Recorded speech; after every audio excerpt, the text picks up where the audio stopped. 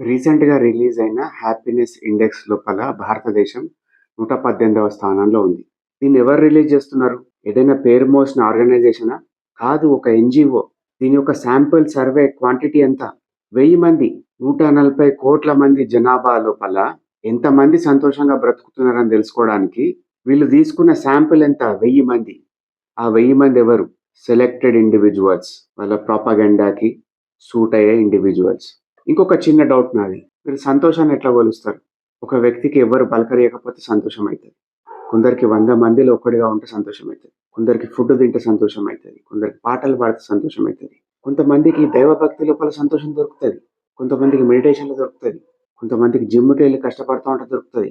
కొంతమందికి ఒక పూట తిండి లేకపోయినా గానీ భార్యాపిల్లల్ని చూసుకుంటూ, తల్లిదండ్రులను చూసుకుంటూ, తన ఆత్మీయులను చూసుకుంటూ, వాళ్ళ సంతోషం లోపల అతని సంతోషాన్ని ఎతుక్కుంటూ బతుకుతా ఉంటారు. మరి వాళ్ళు సంతోషంగా లేనట్టా?